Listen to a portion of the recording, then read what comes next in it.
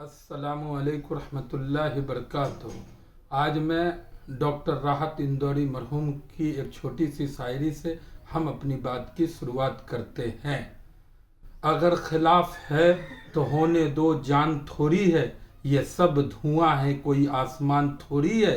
लगेगी आग तो आएंगे कई घर जद में, यहाँ पर सिर्फ हमारा मकान थोड़ी है। मैं तमाम लोगों को एक बात बता देना चाहता हूं कि मोदी जी अक्सर जातिवाद पर हमला करते हैं।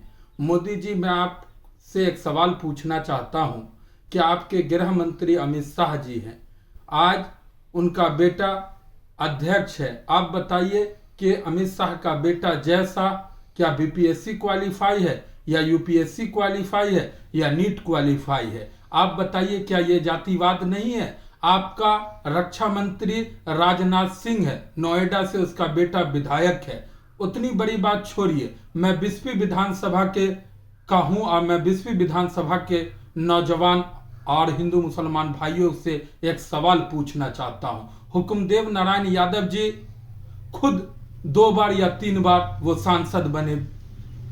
उसके बाद अभी उनका बेटा अशोक यादव है, वो भी सांसद है। मोदी जी, आप पर जातिवाद बिल्कुल शोभा नहीं देता है। जातिवाद पर उस वक्त आप बोलते जब आप जातिवाद नहीं करते। सबसे ज्यादा तो आप जातिवाद करते हैं। एक बात और बता देना चाहता हूं कि अभी उत्तर प्रदेश के पूर्व मुख्यमंत्री अखिलेश यादव जी हैं, उनको करनी सेना का एक युवक खुलेआम धमकी देता है कि अखिलेश जी को मैं मार दूंगा।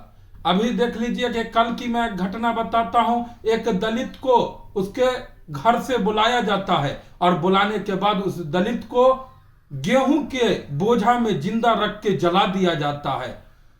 योगी जी से मैं पूछना चाहता हूं कि इधर मोदी जी कहते हैं कि मैं मुसलमान भाइयों के यहाँ खाना खाता था और इधर योगी जी कहते हैं कि 100 मुसलमान के बीच एक हिंदू सुरक्षित नहीं है। पहले योगी जी और मोदी जी फैसला करें कि दोनों में सच कौन बोल रहा है।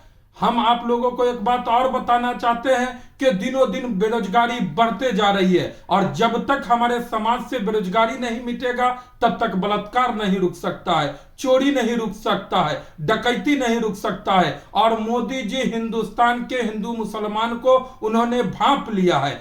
उनसे विकास पर एक शब्द हमने बात करते हुए नहीं देखा।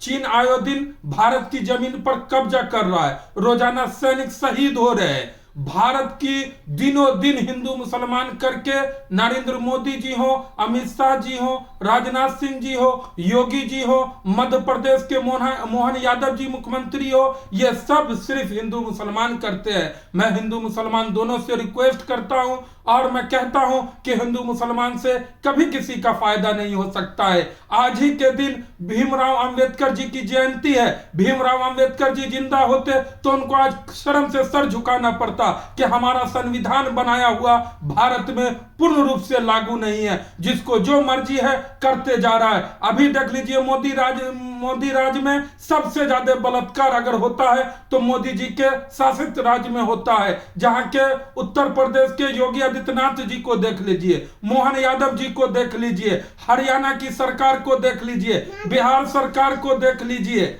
सब लोग हिंदू मुसलमान करते हैं, लेकिन मैं बिहार के नौजवानों को, हिंदू और मुसलमानों दोनों को कहना चाहता हूं कि नीतीश जी को सत्ता से बाहर कीजिए। अभी देखिए कि जेपी सेतु पर अभी 328 करोड़ की, कितने करोड़ की लागत की सड़क बनी थी।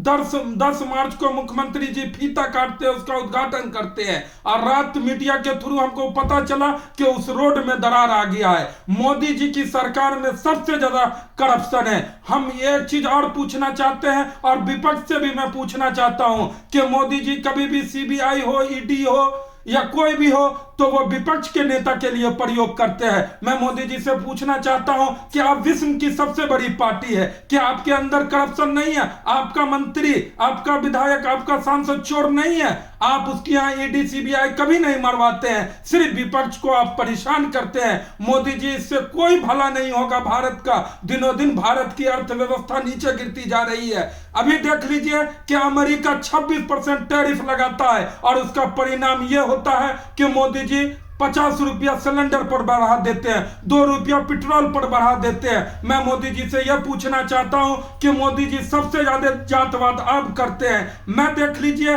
कि मैं एमए किया हुआ हूं, मास्टर ऑफ आर्ट्स से, लेकिन आज तक मोदी सरकार में मुझको रोजगार नहीं मिला। ये 2 करोड़ नौकरी का वादा करते थे, 2 नौकरी नहीं, ये दिनों दिन रेलवे छीन लिए, एयरपोर्ट छीन लिए। इन्होंने सरकारी सारी संस्था को बंद करते जा रहे हैं। इनका सिर्फ मकसद है कि सारी चीज को प्राइवेट कर दिया जाए। अब निहाल के पास पैसा होगा तो निहाल दरभंगा के एयरपोर्ट की बोली लगाएगा, दरभंगा के स्टेशन की बोली लगाएगा, और हम अपनी मनमानी करेंगे। जहां 5 स्टाफ की जरूरत होगी, हम 4 स्टाफ में हम अपना उस काम को पूरा कर लेंगे। मोदी जी, यह जनता सिर्फ आपको रोजगार के लिए वोट दिया था, लेकिन आपने क्या दिया भारत को? सिर्फ हिंदू मुसलमान करके दिया। कहीं देख लीजिए मुसलमान को दाढ़ी खींच के मारा जाता है, कहीं देख लीजिए टोपी को देख के मारा जाता है, कहीं देख लीजिए मुसलमान का बोर्ड रहता है दुकान खोले हुआ, उस बोर्ड को हिंदू भाई तोड़ते हैं। मैं हिंदू भाइयों से कहना चाहता हूं कि कवारी यात्रा में कभी अमित शाह का बेटा आपको नहीं मिलेगा, योगी जी का कोई भाई नहीं मिलेगा, प्रधानमंत्री जी का कोई भाई नहीं मिलेगा। आप देख लीजिए, चाहे वो कवारी यात्रा हो या भोला बाबा पर जो जलधारी होता है, कहीं राजनाथ या किसी का बच्चा आपको नहीं मिलेगा। मैं हिंदू भाइयों को एक बात समझना होगा कि अगर इस भारत को सोने की चिड़िया बनाना है तो हमको हिंदू मुसलमान से अलग होके हमको रोजगार पर वोट देना पड़ेगा, जो हमारे समाज के लिए शिक्षा का काम करे, जो हमारे समाज के लिए स्वास्थ्य का काम करे। लेकिन इन सबों से जनता को भी अब रेहा पड़ गया। रोज आप देख लीजिए, चाहे ट्विटर खोलिए, फेसबुक खोलिए, यूट्यूब खोलिए, इंस्टाग्राम खोलिए, रोज 100 नई नई कहानी आपको मिलेगी।